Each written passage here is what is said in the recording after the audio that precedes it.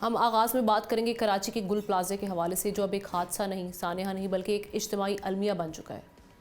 मलबे तले दबे लोग इस वक्त बेशनाख्त बाकियात बन चुके हैं। 61 जानें अब तक जा चुकी हैं, मगर कई ख़ानदान आज भी अपनों के नाम की तस्दीक के मुंतज़र हैं। मलबे से मिलने वाली बाकियात ऐसी हैं कि DNA सैंपल्स तक मुमकिन नहीं हो पा रहे और लवाहिकीन के लिए शनाख्त का दरवाज़ा भी बंद होता दिखाई दे रहा है। ये ऐसा कर्ब है जिसका अंदाज़ा वही कर सकता है जिसके प्यारे की लाश भी नहीं मिली। दूसरी तरफ तहकीकात का दायरा वसी किया जा रहा है। केमिकल एग्जामिनेशन की बात हो रही है, मगर सवाल अब भी बाकी हैं कि अगर बिजली बंद ना की जाती तो शायद बच निकलने वाले भी ना बच पाते। यह हादसा तजावुज़ात की वजह से हुआ या फिर किसी तखरीबकारी का नतीजा था, जवाब जो भी हो, हकीकत यह है कि गुल प्लाजा आतिश ज़दगी पहला वाक़या नहीं। लाहौर, इस्लामाबाद, कोयटा, हर शहर ऐसे लातादाद वाक़यात का गवाह है। हमारी इमारतें बग़ैर हिफाजती तदाबीर के काम की जगह नहीं, मौत के कुएँ बनती जा रही हैं। एमरजेंसी एग्ज़िट हो, स्मोक डिटेक्टर्स या फिर इलेक्ट्रिकल ऑडिट, कब किसी इदारे ने इसे चेक करने की जहमत की है? और ज़िम्मेदार वो मालिकान भी हैं जो चंद पैसे बचाने की खातिर हिफाजती इक़दामात नहीं करते। इसलिए आखिर में बस एक ही सोच बाकी रह जाती है कि क्या हम अगले सानहे का इंतज़ार कर रहे हैं, और क्या हम इस पर सियासत खेलते, बयानबाजी करते रहेंगे, रिपोर्ट्स तक बातें करते रहेंगे, या अब वाकई वक्त आ चुका है कि शहर कायद के जो बासी हैं, जिनके बेतहाशा मसाइल हैं, वो निकलें और इन हुक्मरानों से या इन इदारों के जो सरबराहान हैं इनसे जवाब लें। बात करने के लिए हमें मुतासरा फैमिलीज़ उन्होंने ज्वाइन किया है अफराद ने। सनाउल्लाह समी साहब हैं, डॉक्टर आयशा जो कि 9 माह की हामला थी, वो अपनी फैमिली समेत इस सानहे की नज़र हुई और अभी क्या मामलात हैं उनकी हवाले से कुछ तस्दीक हो सकी है, नहीं हो सकी। इसी पर बात करने के लिए सनाउल्लाह समी डॉक्टर आयशा के भाई हैं, उनके साथ साथ मुजम्मिल पटेल साहब डॉक्टर आयशा के बहनोई हैं, उन्होंने हमें ज्वाइन कर लिया है। आप दोनों को हम अपने प्रोग्राम में खुश आमदीद करते हैं और सबसे पहले हम इजहार ताज़ियत करना चाहेंगे। बहुत बड़ा लॉस है आपका, जिसके लिए कोई कंपनसेशन, कोई मुदावा नहीं इसका हो सकता, लेकिन हम चाहेंगे कि आपके तासुरात भी जाने और इस वक्त क्या सिचुएशन है। आपसे रब्ता हुआ, DNA के सैंपल्स के हवाले से कुछ तस्दीक हो सकी कि कुछ मैच हुआ या नहीं हुआ, और कितने अफराद थे, क्या मामला थे। मैं आपसे आगाज़ करती हूँ सनाउल्लाह साहब, आपकी बहन थी डॉक्टर आयशा, और सबसे बड़ा दुख इस चीज़ का है कि हमने जो अब तक के रिपोर्ट्स सुनी हैं, जो ख़बरें सुनी हैं, उसमें उनके शौहर भी थे और उनके बच्चे भी थे, और एक तो बच्चा दुनिया में आने वाला था। तो पहले तो तस्दीक कीजिएगा कितने अफराद थे आपके फ़ैमिली के अंदर, और सानहे के वक्त किससे रब्ता हुआ आखिरी बार, क्या आखिरी अल्फाज थे? जी, मेरी बहन थी और उनके साथ उनके शौहर थे, और एक बेटा, उनका जो बड़ा बेटा है वो उनके साथ था। छोटा बेटा हमारे पास घर पे था। तो वो तकरीबन 9:30 बजे के आसपास गुल प्लाजा गए थे। कोई कुछ चीज़ें रह गई थी घर में, खुशी का मौका था, तो शायद कोई एक आध चीज़ रह गई हो जिसको वो लेने के लिए गए थे वहाँ पर। बस फिर 10:30 बजे के आसपास उनकी कॉल आई है मुजम्मिल के नंबर पर, और उन्होंने पहली कॉल में यही बोला कि यहाँ आग लग गई है, कुछ करो, कुछ हमें बचाने की कोशिश करो। तो उस वक्त मुजम्मिल PCHS में मौजूद थे। उन्होंने वहाँ से फिर जो है वो निकले फटाफट। ग़ालिबन 11:20 पे मुजम्मिल वहाँ पहुँच गए थे, और जब मेरे पास कॉल आई तकरीबन मैं 11:30 या 11:35 तक वहाँ पे पहुँच गया हूँ। तो बस उस वक्त ग्राउंड फ्लोर पर ही थी आग, काफ़ी कंट्रोल में थी। हमने तो 3-4 दिन पूरा तमाशा देखा है अपनी आंखों और से। ये एक ही कॉल थी या इस दौरान और भी रब्ता इस्टेब्लिश हुआ? 2-3 कॉल्स पे बात हुई थी, 2 से 3 कॉल्स पे बात हुई थी। उसके बाद हमने कॉल करने की काफ़ी कोशिश की, पहले तो उन्होंने उठाया नहीं, और उसके बाद जो है वो फिर कॉल भी लगना बंद हो गई। और बिल्कुल जो आखिरी कॉल थी वो डॉक्टर आयशा के शौहर की जानिब से थी, और ये भी बताइएगा कि उनसे एग्जैक्टली उस वक्त उन्होंने क्या कहा कि अब क्या सिचुएशन बन चुकी है, और वो क्या डॉक्टर आयशा और उनके जो बच्चे थे वो साथ ही थे, एक ही फ्लोर पर मौजूद थे? जी, साथ ही थे, और आखिरी में बस वो यही कह रहे थे कि सांस नहीं ली जा रही है, ना ही कुछ दिख रहा है हमें। हम उनसे बार बार शॉप नंबर पूछना चाह रहे थे। वो बस इतना ही बता सके कि वो फर्स्ट फ्लोर पर हैं, किसी क्रॉकरी सेक्शन के आसपास, और इस तरह से उन्होंने बताया हमें। और उसके बाद जो है वो फिर बस फिर लाइन ड्रॉप हो गई, उसके बाद फिर हम बात नहीं कर सके उनसे। अच्छा, मैं ऐड कर दूं कि जी जी जो प्लीज़। पहली कॉल आई थी वो 10:45 पे आई थी। ये उमर नबील जो मेरे हमजुल्फ हैं उनकी तरफ से आई थी, और उन्होंने यही बताया था कि मैं गुल प्लाजा में हूँ और यहाँ आग लग गई है और बहुत ज़्यादा धुआं है, ऑक्सीजन नहीं है, और सबसे इम्पोर्टेंटली उन्होंने मेंशन किया था कि गेट्स बंद कर दिए गए हैं, गेट्स बंद हैं, तो आप आके हमें बचाओ या कुछ करो मुजम्मिल। तो मैं फ़ौरन इत्तेफाक वैसे मेरा घर नॉर्थ नाजमा ये यासीनाबाद में है, बट उस वक्त मेरी वालदा की तरफ था जो कि PCHS में है। तो मैं फ़ौरन वहाँ से निकला हूँ और मैंने रास्ते से कोशिश की कि मैं दोबारा किसी तरह किसी से रब्ता करूँ और बताऊँ कि वो वहाँ फंसे हुए हैं, बट हम उनकी लोकेशन तक नहीं पहुँच पाए। तो इसलिए मैंने उनको दोबारा एक कॉल करी, उसमें उनसे मैंने पूछा, तो उन्होंने जिस तरह सनाउल्लाह ने बताया कि उन्होंने यही बताया कि कुछ नज़र नहीं आ रहा है और बहुत अंधेरा है, तो बस आप आके बचा लो, और ऑक्सीजन बिल्कुल भी नहीं है। फिर जो तीसरी कॉल थी ये तकरीबन 10:55 पे थी, और इस वक्त मैं तकरीबन गुल प्लाजा से पहले सिग्नल तक पहुंच चुका था। इस वक्त ये कॉल कोई 3 मिनट 20 सेकंड तक चली थी। इस दरमियान वो तकरीबन सांस लेने में उनको बहुत ज़्यादा तकलीफ आ रही थी, और पीछे से जो मेरी सिस्टर इन लॉ थी उन्होंने भी आवाज़ मत दे के मुझसे कहा कि मुजम्मिल हमें बचाओ, जल्दी आ जाओ, उमर को सांस नहीं आ रही है बिल्कुल भी। और इसी उसमें मतलब ये ज़रूर था कि वो तीनों साथ थे, और लेकिन वो आखिरी जब मतलब मेरी 3 मिनट 20 सेकंड की जो बात चल रही थी उसमें आखिर में उन्होंने साथ छोड़ दिया था, वो बात ही नहीं कर रहे थे। मैं उनको जोर जोर से आवाज़ें देने की कोशिश करता रहा, उमर भाई, बट वो रिस्पॉन्ड नहीं कर पाते क्योंकि धुआं यानी वो इतना ज़्यादा बेहोशी वाली एक बेहोश स्टेट की में जा तरफ चुके थे। चले गए थे। लेकिन उसका सबसे बड़ा रीज़न धुआं था, आग नहीं थी, बिल्कुल आग नहीं थी। और दूसरा रीज़न जो उन्होंने क्लियरली मेंशन किया था कि दरवाजे बंद गए।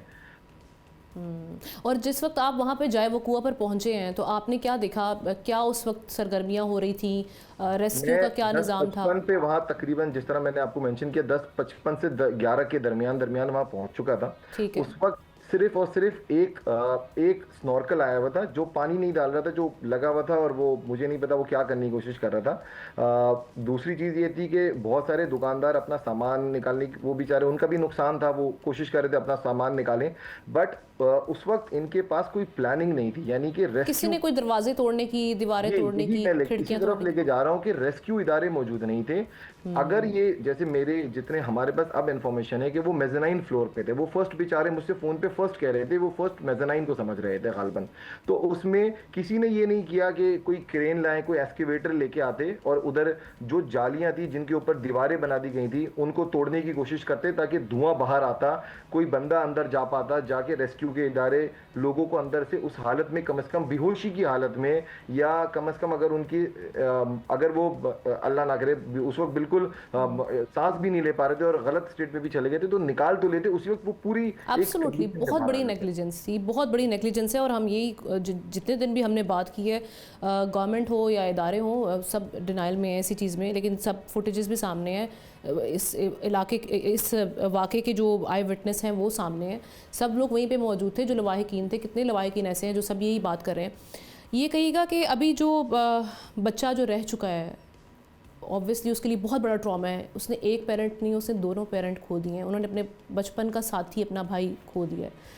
उस वक्त क्या स्टेट है उनकी, थोड़ा सा उनके बारे में बताइएगा। उम्र क्या है उस बच्चे की?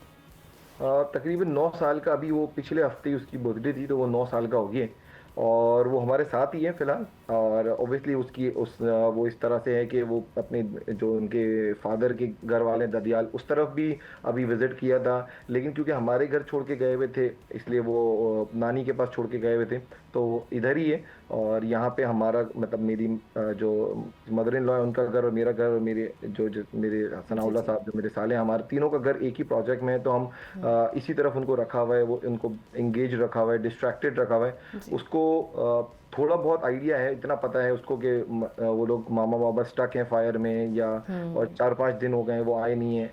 बट ऑब्वियसली पूरा 100% खुल के अभी ऐसा नहीं हमने उनके सामने बता किया कि वो चले गए। बस आज भी हमने तो कोशिश की समझाने की कि मामा बाबा के लिए दुआ करें कि वो अल्लाह पाला के पास जो है, अगर चले गए हैं तो खुश रहें, ठीक। अगर नहीं है तो हमारे पास आ जाएं। तो इस तरह से हम थोड़े से स्टेट में रख के उसको आहिस्ता आहिस्ता समझाने की कोशिश कर रहे ठीक। हैं। अच्छा मुजम्मिल, कुछ पता चला है, क्योंकि हम देख रहे हैं लोगों की बाकियात तो मिल रही हैं, प्यारों की, आप लोगों से कोई राब्ता हुआ है इस बारे में?